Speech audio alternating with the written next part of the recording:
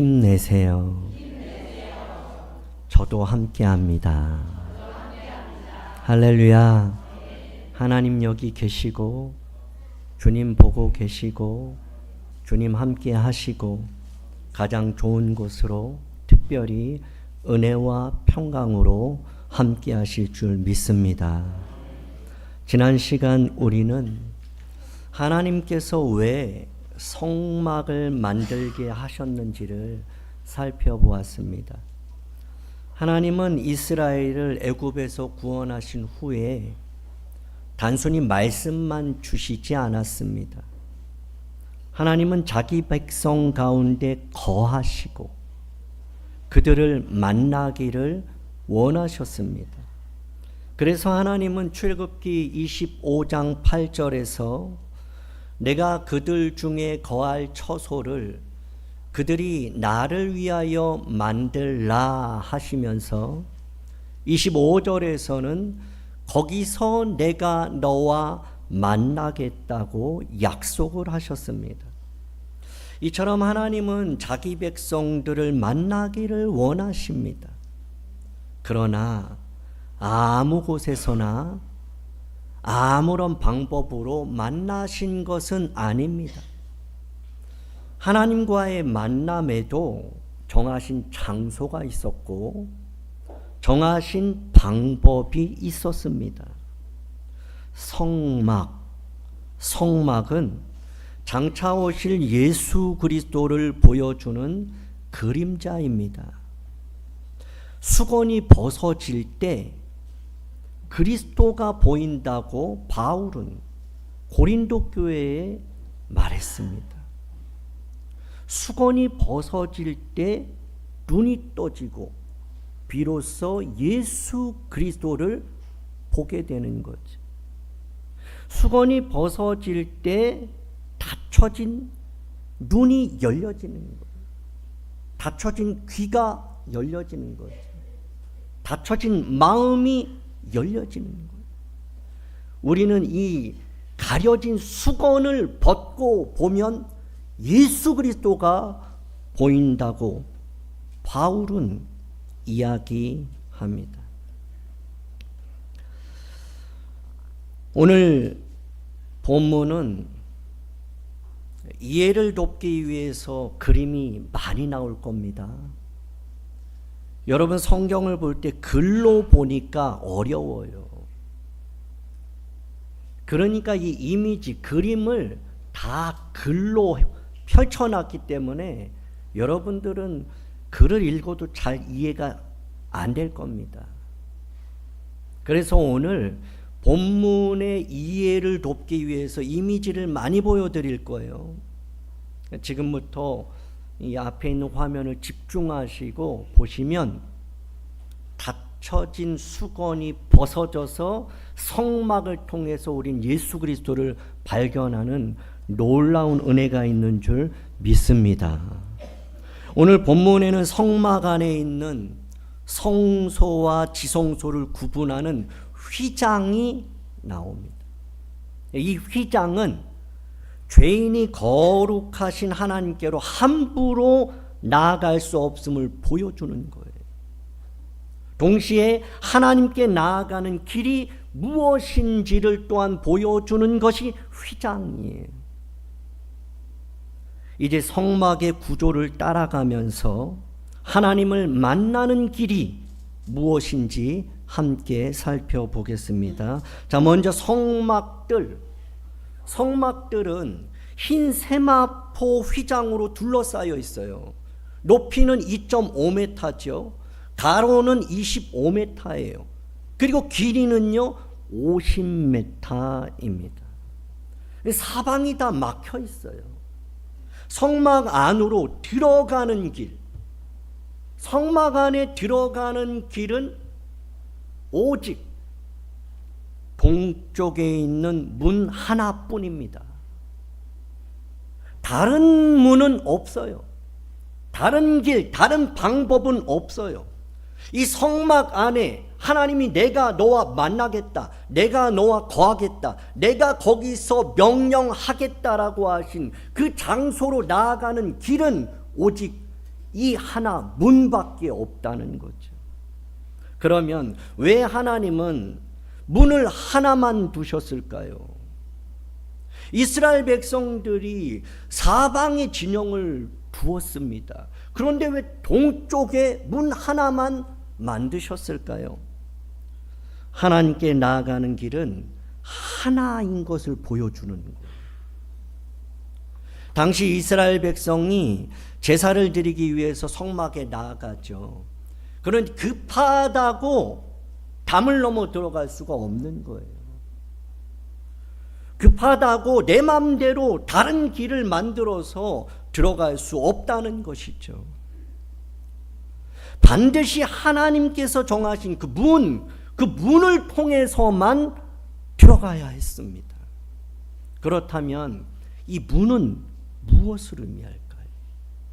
요한복음 10장 9절에서 예수님은 이렇게 말씀하시죠. 내가 문이다. 내가 문이다. 누구든지 나로 말미암지 않고 들어가면 구원을 받는다. 나를 통해서 들어가는 사람만 구원을 받는다라고 말씀하죠. 성막의 문, 그것은 장차 오실 예수 그리스도를 보여주는 것입니다. 사람들은 하나님께 나아가기 위해서 많은 노력을 해요. 어떤 사람은 하나님 앞에 나아가기 위해서 선행을 쌓죠. 도덕적으로 아주 깨끗하게 살려고 노력합니다. 어떤 사람은 자기 공로를 내세워요. 어떤 사람은 수양을 하고요. 어떤 사람은 종교 생활에 아주 힘을 쓰기도 합니다. 그러나 하나님께 나아가는 길은 예수 그리스도, 하나님께 나아가는 문은 동쪽의 그 하나, 그 문밖에 없는 것이죠. 베드로는 사도행전 4장 12절에 이렇게 말씀해요. 다른 이로서는 구원을 받을 수가 없다. 천하 사람 중에 구원을 받을 만한 다른 이름을 우리에게 주신 일이 없다. 다른 문, 다른 길, 다른 이름으로는 하나님 앞에 나아갈 수가 없는 거예요. 하나님 앞에 나아가는 그 문밖에 없고, 그 문은 바로 나는 문이다 하신 예수 그리스도밖에 없는 줄 믿으시기 바랍니다. 예수님께서도 요한복음 14장 6절에서 이렇게 말씀합니다. 같이 읽습니다. 시작. 내가 곧 길이요 진리요 생명이니 나로 말미암지 않고는 아버지께 올 자가 없느니라. 예수님이 아니고서는 아버지께로 갈 자가 없는 거죠. 그 문이 아니고서는 그 성막, 그 성소, 지성소, 법궤, 속죄소 주님을 만날 수 없다는 것입니다. 하나님을 만나는 길의 시작은 내가 아니에요. 내 열심이 아닙니다. 나의 의로움도 아니에요. 내 공로도 아니고요. 오직 예수 그리스도죠. 하나님을 만나는 길은 내가 아니에요. 내가 노력한다고 주님 만날 수 있습니까? 내가 열심을 낸다고, 간절하다고 주님 만나는 게 아니에요. 주님이 만나 주셔야 하는데, 주님 하나님은 누구를 통해서 만나 주시냐? 예수 그리스도를 통해서 만나세요.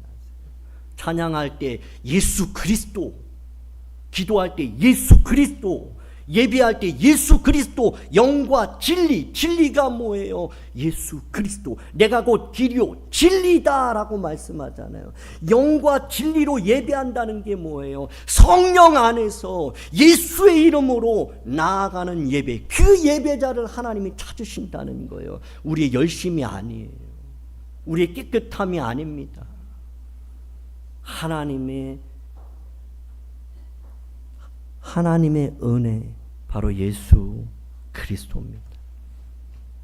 그러므로 우리는 다른 것을 의지하지 말아야 해요. 오직 예수 그리스도를 믿음으로 하나님께 나아가야 하는 것이죠.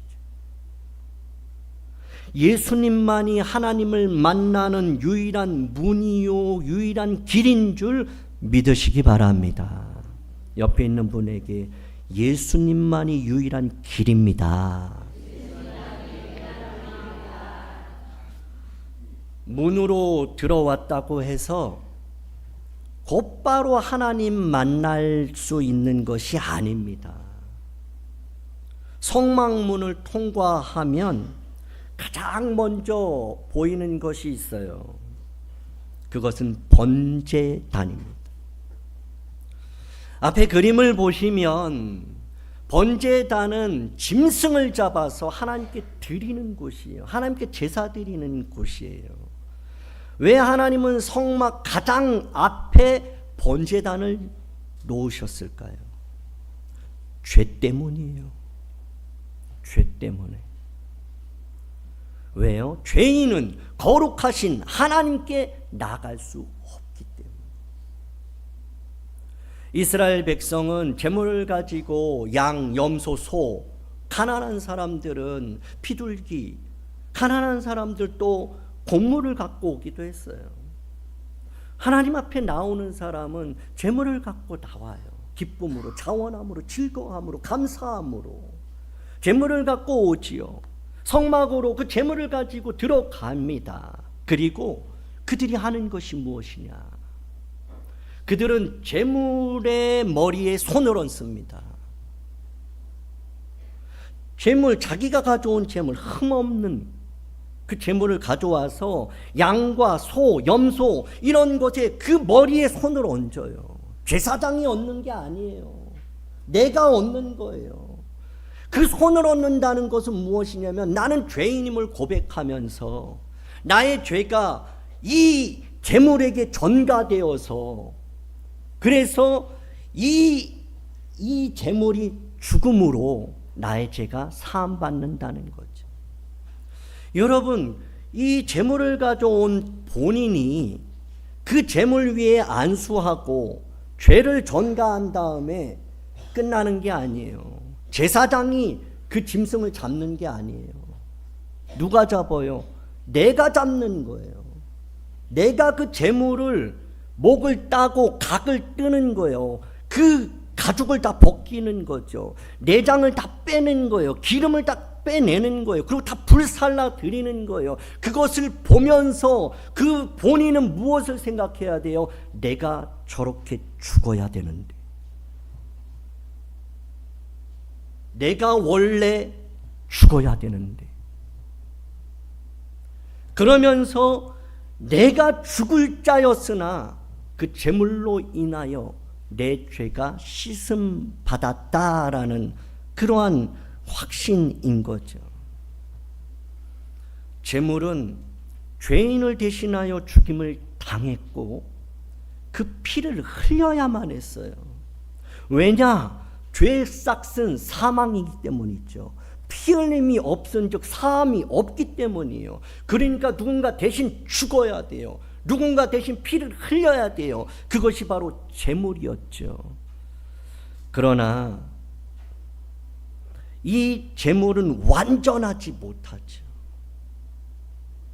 하나님께 나아갈 길에는 반드시 속죄 피가 필요했습니다. 자, 그리고 이제 번제단을 지나면 물두멍이 나와요. 물두멍. 여러분들이 이 그림들을 이 머릿속에 딱 그려 놓으셔야 돼요. 이건 단순한 성막 이야기가 아니에요. 하나님께 나아가는 길을 지금 보여주고 있는 거예요. 우리 하나님 믿는 사람들이, 그리스도인이 가장 중요한 게 뭐예요? 하나님께 나아가는 길이죠. 근데 그 방법을 우리가 모른다는 거예요. 그것은 이미 구약에서 이 성막을 통해서 다 보여주고 있다는 거죠. 첫 번째 문을 통과하고, 두 번째 번제단을 통과하고, 그리고 세 번째는 물두멍을 만나게 되는 것입니다. 제사장들은 성소에 이제 들어가기 전에 반드시 물두멍에서 무엇을 해요? 손과 발을 씻어요. 그래서 찬송가에 불 가지고 태우든지 물 가지고 씻든지, 이것이 그냥 찬송이 나온 게 아니에요. 하나님께 나아가려면 불로 태우고 물로 씻어서, 그리고 나아가지 않으면, 예수 그리스도의 보혈로 죄 사함 받지 않으면 하나님 앞에 나아갈 수 없다는 거예요. 죄 가지고는 갈 수가 없어요. 왜? 그분은 거룩하시기 때문에. 아무리 제사장이라도 물로 씻지 않고는 하나님 앞에 설 수가 없습니다. 번제단에서는 불로 태워서 속죄를 이루고, 물두멍에서는 물로 씻어서 정결케 하는 겁니다. 그러나 번제단의 제물과 물두멍의 이런 물이 완전한 것이 아니고, 이 또한 장차 오실 예수 그리스도를 예표하는 거예요. 요한복음 1장 29절에서 세례 요한은 이렇게 외칩니다. 보라, 세상 죄를 지고 가는 하나님의 어린 양이로다. 어린 양. 그리고 우리의 모든 죄를 담당하신 예수님은 십자가에서 뭐라고 외치십니까? 다 이루었다. 다 이루었다라고 번역된 헬라어 테텔레스테이, 이 단어는 완전히 성취되었다는 거예요. 완전히 이루어졌다는 거예요. 뭐를요? 죄값을 다 치렀다는 거예요. 우리의 모든 죄를 대신 다 담당하셨다는 거예요. 예수님께서는 십자가의 희생으로 우리의 구원을 위해 필요한 모든 일을 완전히 이루시고 우리의 죄값을 온전히 담당하셨습니다.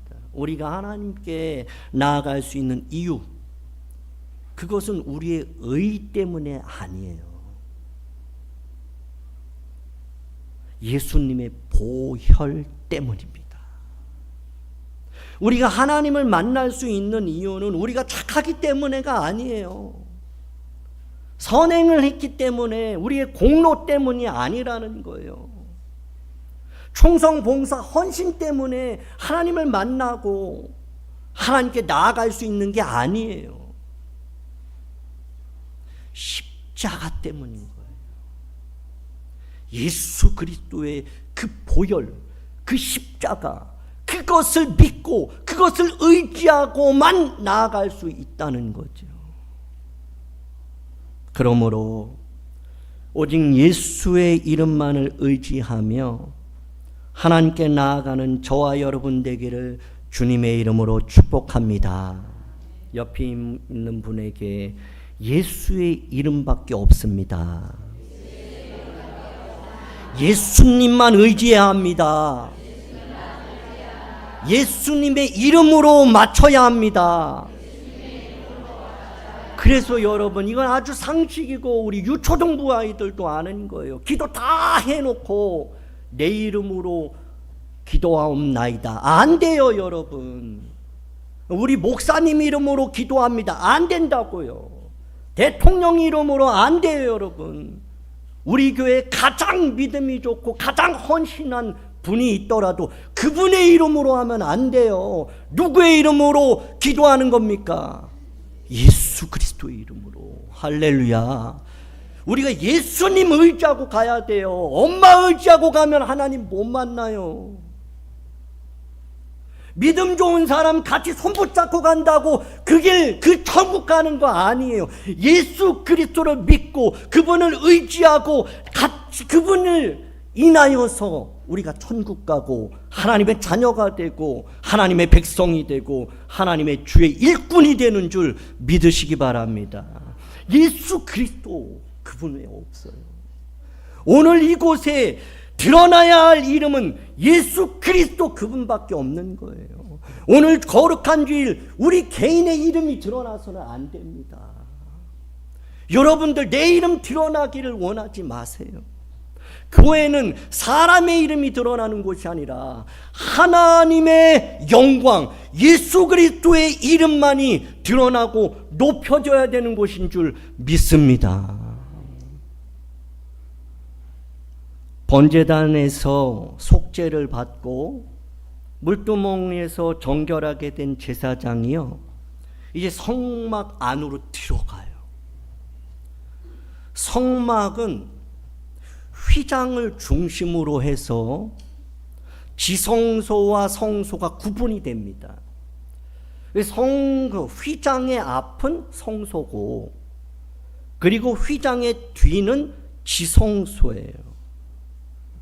성소에는 금초대, 진설병상, 그리고 지성소가 있어요. 자, 이제 성소에 들어가는 거예요. 여러분, 세마포 휘장이 있었던 것을 성막이라고 하지 않고 거기는 성막뜰이에요. 뜰. 거기는 일반 백성도 들어가는 곳이에요. 뜰. 밖이랑은 좀 다르지만 그 안에 들어가는 곳은 모두가 들어갈 수 있어요. 그리고 번제단, 그리고 물두멍, 그리고 성막 안으로 이제 들어가는 거예요. 성막 안에 들어가면 첫 번째 장소가 성소예요. 성소에 들어가면 왼쪽에 있는 것이 금초대예요. 금초대. 자, 그런데 이 금초대가 있는데 성막은요, 겹겹이 덮여 있어요. 그래서 세마포가 처음에 덮여 있어요. 그리고 염소털로 덮었어요. 그리고 순양 가죽으로 덮여요. 그리고 마지막 네 번째 해달의 가죽으로 덮었어요. 그러니까 여러분, 광야에서 지금 네 겹겹으로 이것을 덮어버렸어요. 그러니까 그 안에는 아주 칠흑같이 어두울 수밖에 없는 거예요. 근데 이 안에 금초대, 유일한 빛이에요. 창문이 없어요. 안을 밝히는 것은 오직 이 금초대, 이 메노라라고 하는 이것밖에 없습니다. 예수님께서 요한복음 8장 12절에 이렇게 말씀하시죠. 우리 같이 한번 읽어볼까요? 시작. 나는 세상의 빛이니 나를 따르는 자는 어둠에 다니지 아니하고 생명의 빛을 얻으리라. 나는 세상의 빛이다. 조금 전에 살펴본 것처럼 나는 문이다.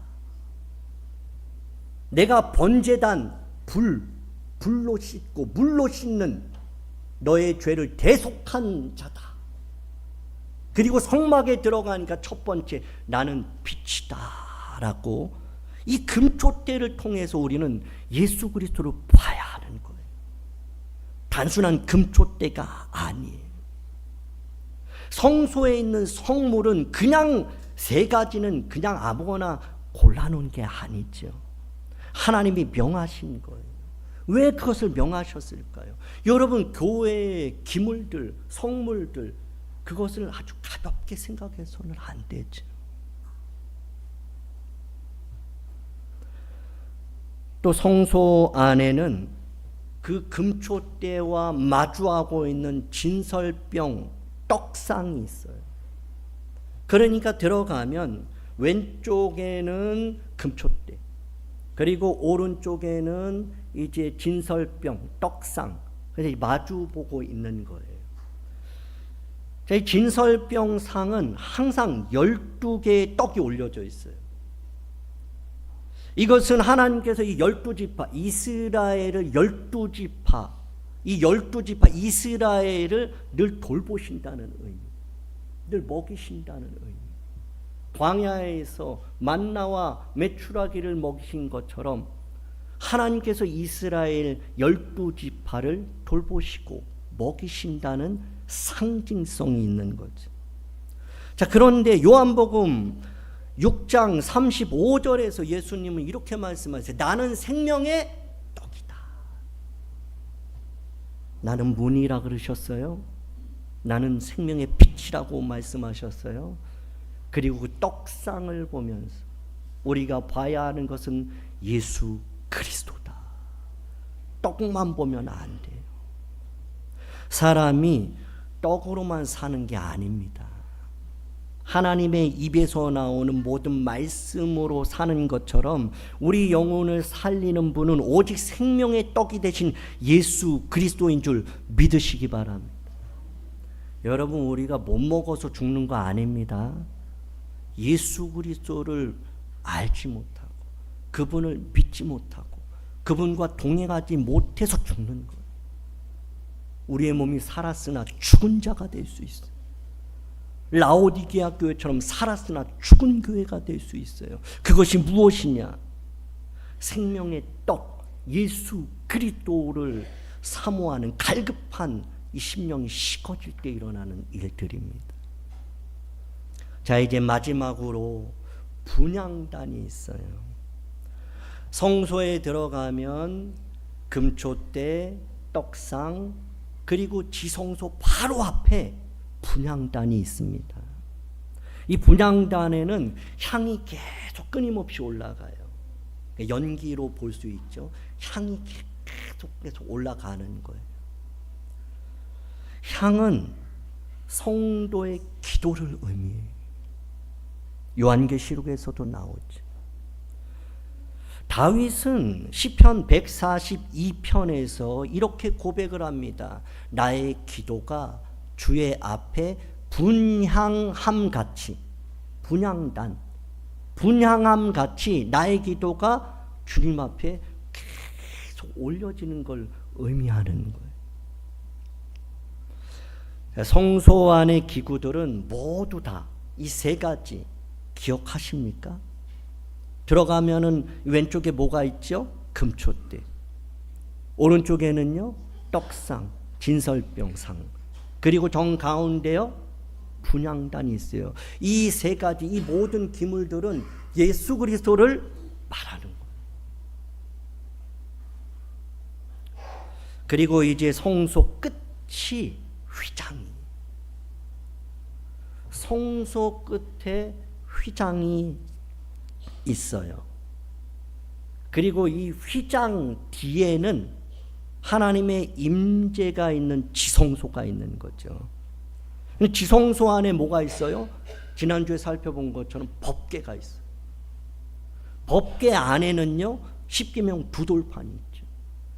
이 법궤 위에는요, 속죄소가 있어요. 그러나 이 지성소에는 아무나 들어갈 수가 없어요. 이곳은 누구나 들어갈 수 있는 곳이 아니에요. 오직 대제사장만 들어가요. 그것도 1년에 딱 한 번. 이 지성소는 아무나 못 들어가요. 왜요? 들어가면 죽어요. 대제사장도 그래서 1년에 딱 한 번 들어가요. 그 전승에 의하면 대제사장이 이 발목에 방울을 달고 들어갔대요. 방울. 왜요? 들어가서 살았으면 방울 소리가 나는 거예요. 근데 방울 소리가 안 나면 어떡해요? 죽은 거예요. 그러니 대제사장들은 사실 지성소 들어가기가 두려웠을 거예요. 근데 지성소에 들어간 대제사장이 죽은 사람은 없다는 그런 얘기도 있어요. 자, 어쨌든 그렇게 발목에 방울을 달고 들어가는 이유는 소리가 안 나면 거기 들어가면 다 죽으니까 어떻게 끌어내야 되는 거예요. 들어가면 죽어요. 그러니까 이 지성소는 아무나 못 들어간다는 거죠. 다시 말하면 아무나 하나님 만날 수 있는 것이 아니라는 겁니다. 그래서 휘장은 하나님과 죄인 사이를 가로막는 장벽이에요. 그런데 마태복음 27장 51절에 보면요, 이에 성소 휘장이 위로부터 아래까지 찢어져서 둘이 나눠진 거예요. 여러분, 이거는 찢을 수가 없는 천이에요. 황소 몇 마리들이 양쪽에서 잡아당겨도 이 휘장은 찢어지지 않는데요. 그런데 성소 휘장이 위로부터 아래까지 찢어져 둘이 부조각이 나버린 거예요. 언제요? 예수님이 십자가에 죽으실 때, 예수님이 십자가에 죽으시는 순간 그 놀라운 일이 일어나는 거예요. 그 휘장이 찢어진 거죠. 막혔던 길이 열린 거예요. 그전에는 아무도 못 들어가요. 그런데 이제는 예수님이 죽으심으로 누구나 들어갈 수 있는 거예요. 예수 그리스도의 이름으로. 그래서 하나님이 베드로 사도를 통해서 2장 9절에 그렇게 말씀하죠. 너희는 왕같은 제사장들이다 라고 말하는 거예요. 예전 같으면 제사장만 들어가는 거예요. 그리고 예전 같으면 제사장만 이 말씀 성경책 갖고 있는 거예요. 그런데 지금은 아니다. 예수님이 죽으심으로 휘장 찢어졌다. 그 갈 길이 열렸다. 하나님 만나는 길이 열렸다. 그러니까 너희들도 들어갈 수 있다. 그런데 예수 그리스도를 의지하고 들어가는 거다. 히브리서 10장 19절을 보면 그러므로 형제들아 우리가 예수의 피를 힘입어 가야 되는 거예요. 양피 안 됩니다. 염소피 안 돼요. 오직 예수의 피를 힘입어서 성소에 들어갈 담력을 얻는다. 믿음이지. 그리고 20절에 이렇게 말해요. 같이 읽습니다. 시작. 그 길은 우리를 위하여 휘장 가운데로 열어놓으신 새로운 살 길이요 휘장은 곧 그의 육체니라. 그의 육체다. 그의 육체가 휘장이다. 바로 예수 그리스도의 그 몸이 찢어진 거죠. 우리의 죄 때문에. 그래서 살 길이 열린 거예요. 하나님을 만나는 길이 열린 거예요. 누구 때문에요? 예수 그리스도 때문에. 이제 우리는 대제사장처럼 1년에 한 번이 아니라 이제 예수의 피를 의지하여서 언제든지 하나님 앞에 나아갈 수가 있습니다. 하나님을 만나는 길은 예수 그리스도밖에 없어요. 말씀을 정리합니다. 성막 전체는 우리에게 한 가지만 말씀해요. 하나님 만나는 길은 오직 예수 그리스도 뿐이라고. 오늘도 예수의 이름만을 의지하여 하나님 앞에 나아가고 하나님과 동행하는 저와 여러분이 되기를 주님의 이름으로 축복합니다. 기도하겠습니다. 하나님 아버지, 오늘도 성막을 통하여 하나님을 만나는 길을 깨닫게 하시니 감사합니다. 오직 예수 그리스도만이 길이요 진리요 생명이심을 믿게 하시고 이제 나 자신의 의가 아니라 십자가의 은혜와 십자가의 보혈을 의지하여 하나님께 나아가게 하옵소서. 언제나 예수님과 동행하며 하나님께서 기뻐하시는 삶을 살아가게 하옵소서. 예수님 이름으로 기도하옵나이다.